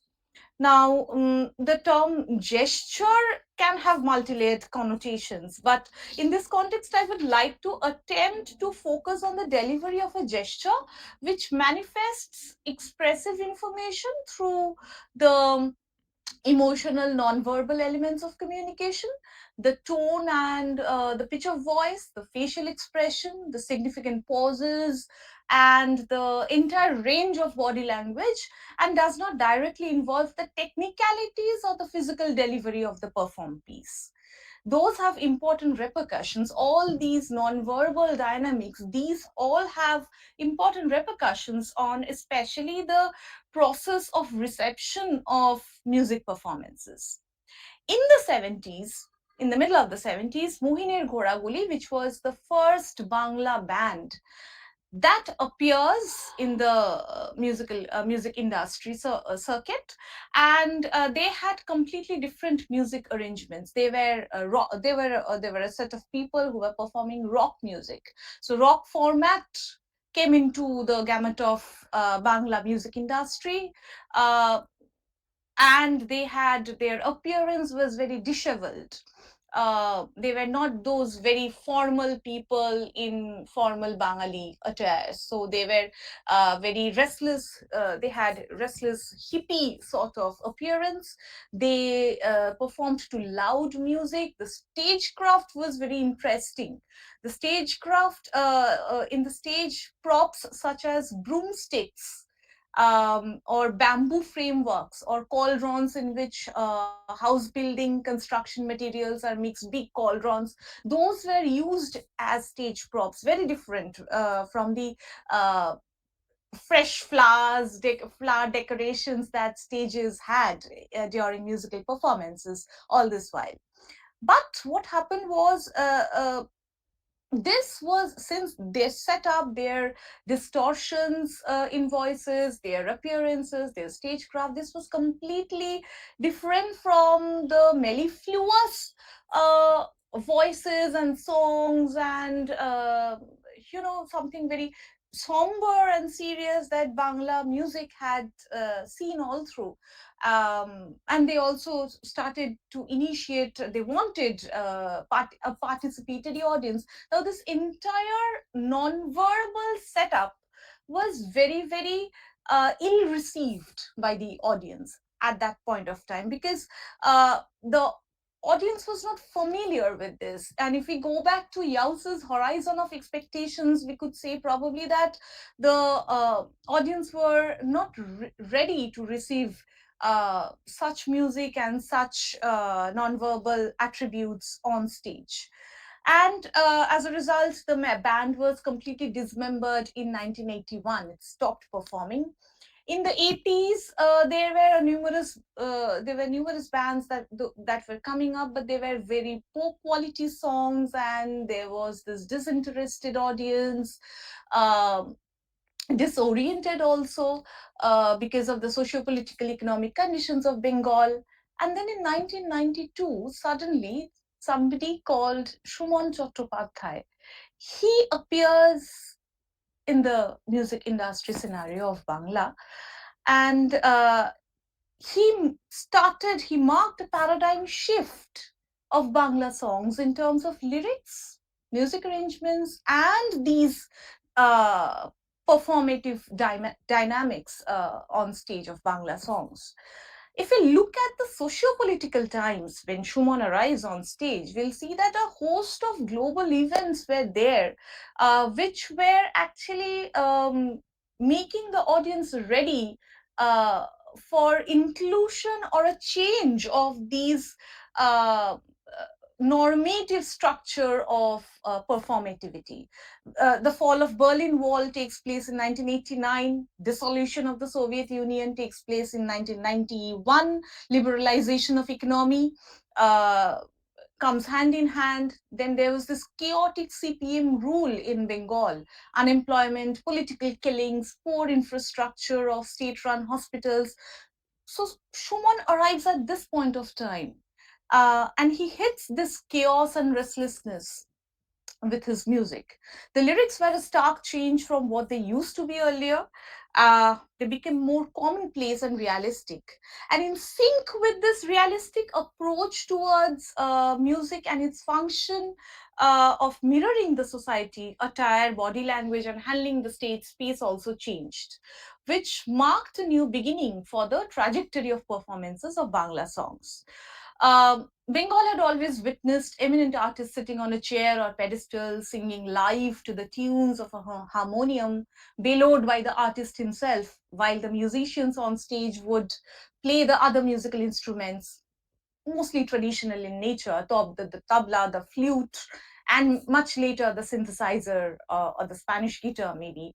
In other words, the role of the singer earlier was to sing only. But post Schumann, that a single man, the lyricist, who was all in one, the lyricist, the music composer, music arranger, and the singer, all in all, he would stand alone on stage and engage the audience in a dialogic exchange with himself with the help of not only his songs but also his physical being and other tangible and intangible components on stage. This was something yet to be experienced by the city before the arrival of Schumann. Standing before the microphone with his guitar crossed over his shoulders, the mouth organ positioned around his neck, and the synthesizer placed on a stand beside him, Schumann would consider the stage to be all his. Um, he would take up one song after the other and alternate between the strings of his guitar and the keys of the synthesizer, and then often interpolating the tunes of his mouth organ in various songs. And he was this person who was using the physical space of the stage very unhesitantly, taking the entire command of the stage space with his movements there. Um, Schumann was once asked that where did he get this idea from, because this was not there in the tradition of Bangla songs all this while, and he said that uh, he had a great influence of Bierman, Wolf Bierman, and I quote, he said that just a sec. Okay, so that today I am singing, I mean, since 1990, I'm singing to an acoustic guitar, a concert guitar, or a classical guitar, just like that alone on the stage. I owe this to Bierman. The way he was communicating, that man alone in a huge auditorium in Cologne, where he stood there alone on stage with a couple of books and a guitar, now singing a song, now prompting to the people, now reading from a book, now reciting a poem, then going to the guitar, picking it up and singing a song once again. That man in shirt sleeves, that simple man, not trying to be a hero at all. So this was exactly what Schumann started doing in his performances. Um, Also, previously, before Schumann came, there were three different roles. The singer was different, the songwriter was different, the composer was different, but this all in all role of the singer, songwriter, and composer, this tradition started with the arrival of Schumann, and following him there were a host of other similar singers, songwriters, and composers who started following the same performativity, the same performance dynamics as that of Schumann. Previously, Bangla songs, Bangla concerts had their atypical character. The artists would be clad in traditional dhoti kurta, and the program would begin with the sounds of the tabla player hammering on the instrument to match the scale with that of the harmonium. The inactive seated posture of the artist and rendition of songs one after the other without any further interactions with the audience. Um, but with the arrival of Schumann and the next league of artists like Nochiketa, Anjan Dotto, Shilajit, or even the Bangla bands, they started the concerts with either the direct entry of the artist who began a song without even a salutation to the audience, so very informal, or initiated a monologue about any relevant socio-political issue, most importantly, subjective monologues, uninhibitedly voicing their own perspectives and opinions on the same. This was especially the style of Schumann and Nochiketa. Um, uh, the dialogues with the audience were actually not taking place physically or interactively. However, the monologues were in such a flow that the audience were kind of, compelled to respond internally to the to the narrations, to the monologues of the artist. They emotionally kind of included the audience, and they talked about the socio-political issues, directly naming political parties using banters. Anjum Datti, on the other hand, his commentaries were framed mostly on the nostalgia of the city of Kolkata, its signature places, old restaurants, shops, and heritage buildings. His songs too are mostly centered around this old magic realistic charm of Kolkata and his early life in the hills of North Bengal amidst Anglo-Indian communities. One very interesting point came up in these songs as well as in the performance of these artists. That was, these artists, they um, kind of started infusing a sense of our own modernity in their performances and in their song lyrics and presentations. they started in the monologues they made. They started talking of the rich heritage of Bengali songs. Say, for example, they started talking of the indigenous form of kirtan, or probably they talked about the contributions of Sholil Chaudhary, say, for example, or any other artist of the 40s and the 50s and the 60s. They started talking about them, they started singing their songs. Though they were writers and composers who would be singing their own songs on stage, yet they were interpolating the rich history of Bengali songs in their own performances, so that the audience kind of identifies with their heritage and with their traditions and their roots. And there was this twin process of rupture and renovation, hence, where they aimed to create our modernity, which would be distinct from the usual connotation of the Western modernity. This focus on modernity through the music arrangements without tampering with the original sense of the song had started way back in 1997 in the album, one of the albums of Shumon, where he sang Tagore songs, Robindra Songit, with the help of just an acoustic guitar. Now, this was completely unprecedented in the history of Robindra Songit because of the strong vigilance of Vishwabharati back then. But what he was trying to do was uh, he was trying to break the barrier or the hegemony that centered around Tagore songs, and he was trying to make it commonplace, so that Tagore songs were not something that required a hierarchy to reach. He was trying to make the general non-elite audience aware that this is your heritage too. And this was completely different. He was trying to break the barrier of the notion that Robindranath is not a separate holy genre on a separate pedestal, and that he can never be mixed up with songs of other genres. So the choice of songs that the artists were making at that point of time, that was kind of focusing on the egalitarianism of society. Now, the kind of references that these artists were making in during their monologues were kind of very urban in nature. Shuman, for example, he would be talking about literature, Bengali literature and music, Hindustani and Carnatic classical music. Anjan Dotto would be talking about very common and diverse communities in various specific parts of Kolkata, his associations with his autobiographical associations with the old parts of Kolkata. However, in case of both Anjan and Shumon, the references that come up in their monologues during their performances essentially contain elements that are related only a certain section of the urban class, of the urban society. The greater masses would not be familiar with the works of, say, Ustad Amir Khan or probably Bob Dylan or probably Sholil Chaudhary. Nochiketa and Shilajit, on the other hand, engaged in a more popular mass approach in terms of his body language and commentaries on stage. He had always been the angry, ever young man who blatantly ridicules the somber intellectualism of his fellow artists.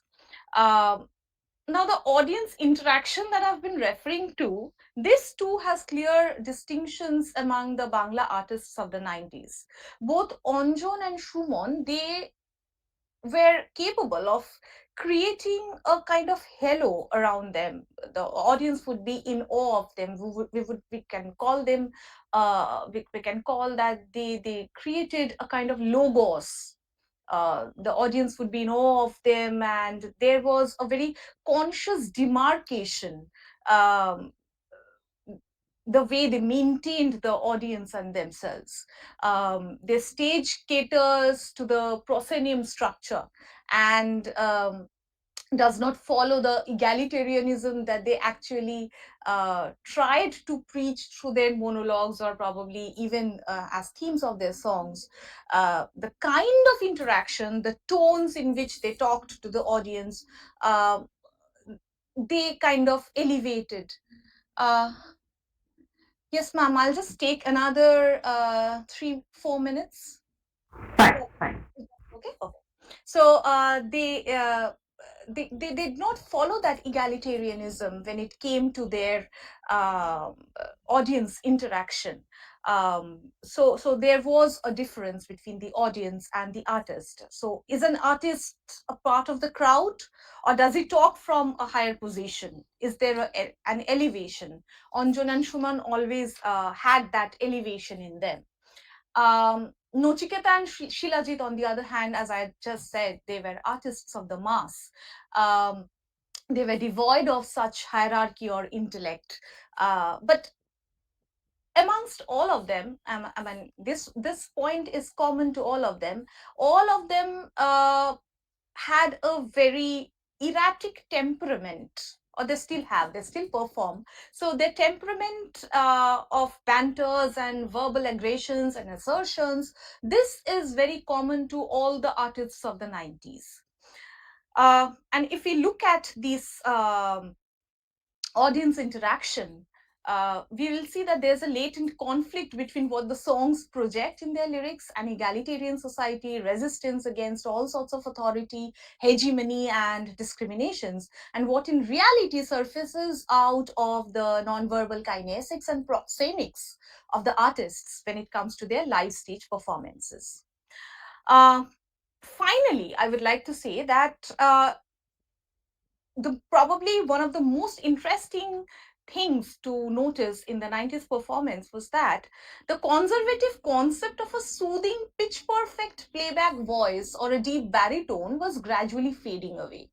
uh, More than the expertise and the training of the artist, what was gaining more significance was the democracy to express oneself, the democracy of music, the democracy of performance, whether in tune or through commentaries. Hence, though Schumann had a very deep sonorous voice and Nochiketa was a classically trained artist with a very flexible pitch, Anjan Dotto or Shilajit, they did not have proper trainings in music, as a result of which they were not often not perfect with vocal intonations on the microphone. In fact, distortion in voice actually became a significant tool in the later 90s or the early 2000s, when various Bangla bands, music bands like Chandrabindu or Bhumi or Fossils, they started using deliberately distorted vocal pieces in their songs as successful tools to grab attention. This was done not only in recorded versions, but also on stage through band members who otherwise did not have very, perfect, pleasant tonal qualities.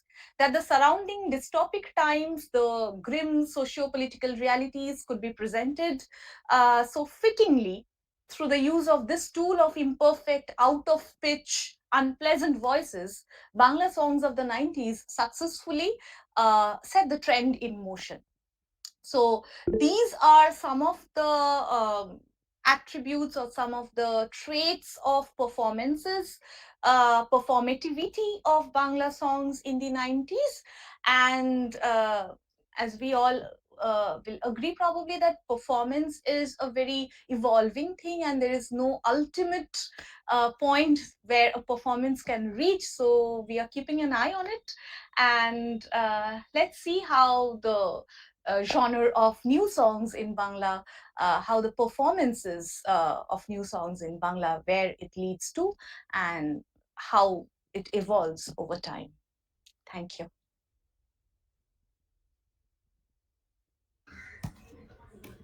Thank you, Ms. Ria, for that enlightening presentation. We have now come to the end of the symposium. The floor is open for discussion, ma'am.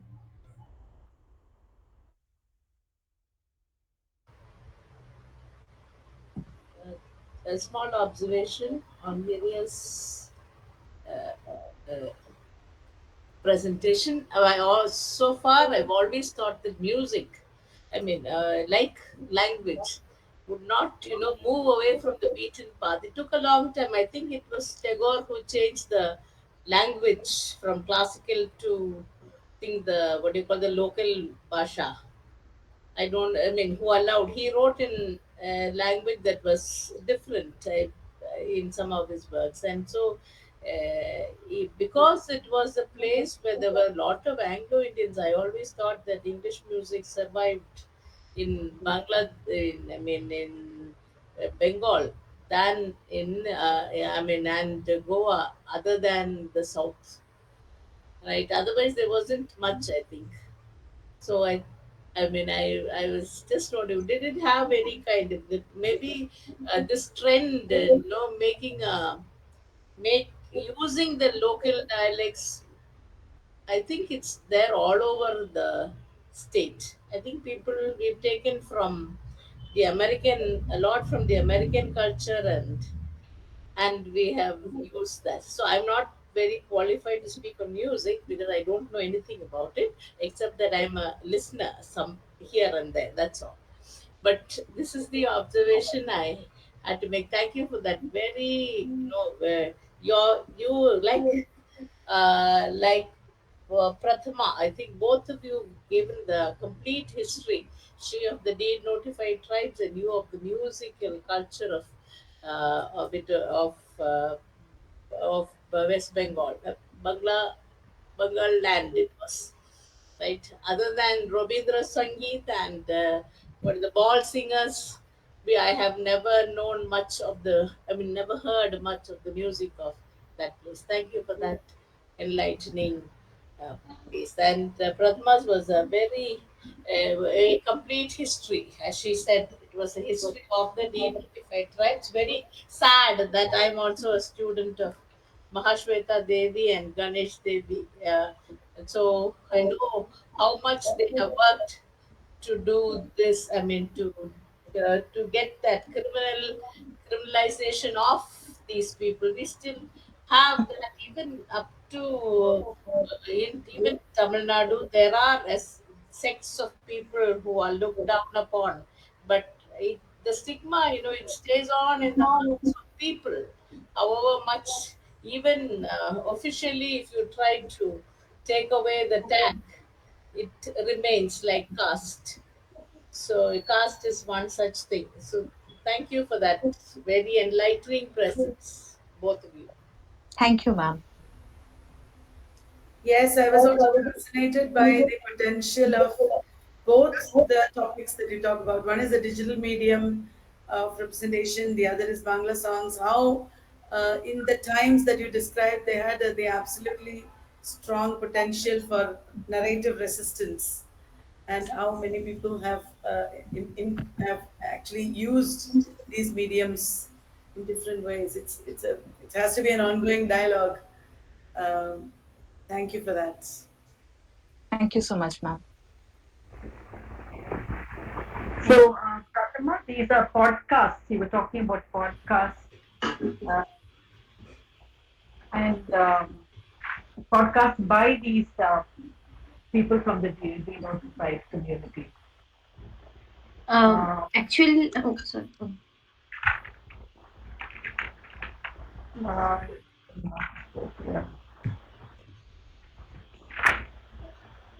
the Buddhan theater, the Buddhan. So they're using the digital medium to uh, speak out, tell their own histories, the song, theater, right? Uh, yeah.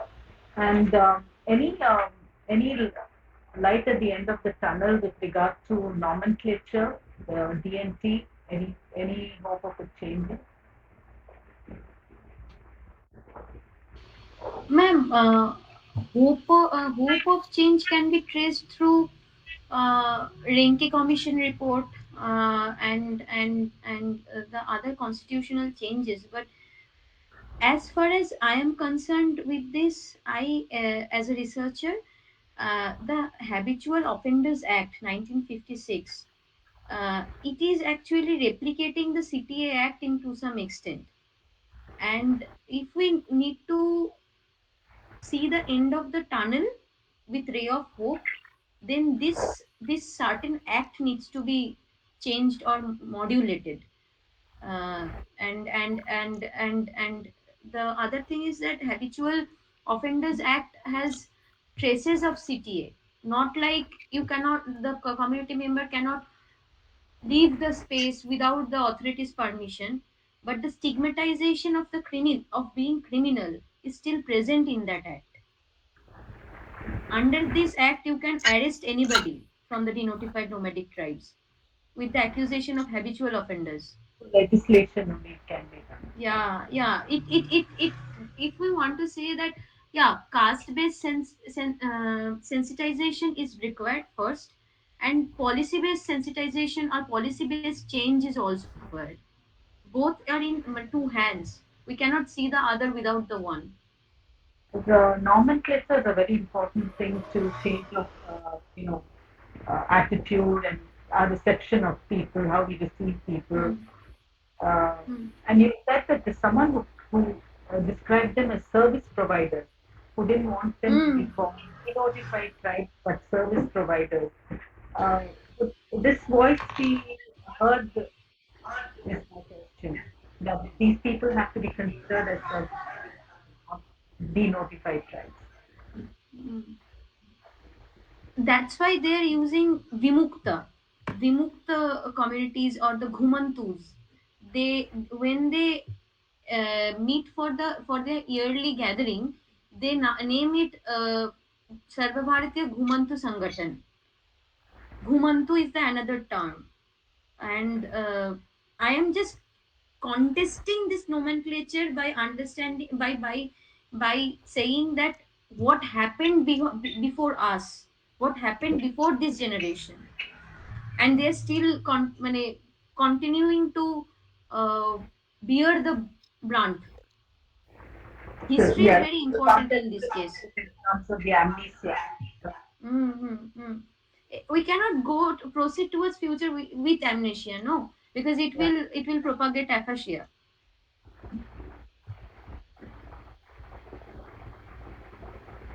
thank you.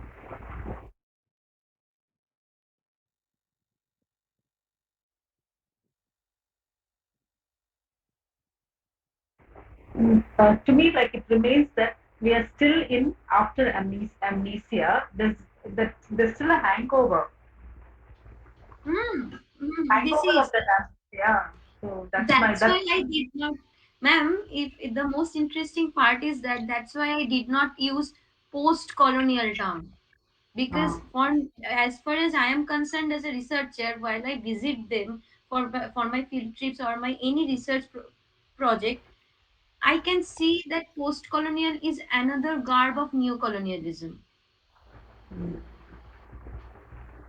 So I always use post-independence, whatever the context is. I don't believe in the term post-colonialism. it's quite thought provoking. Thank you. If there are no more observations, we can wind up.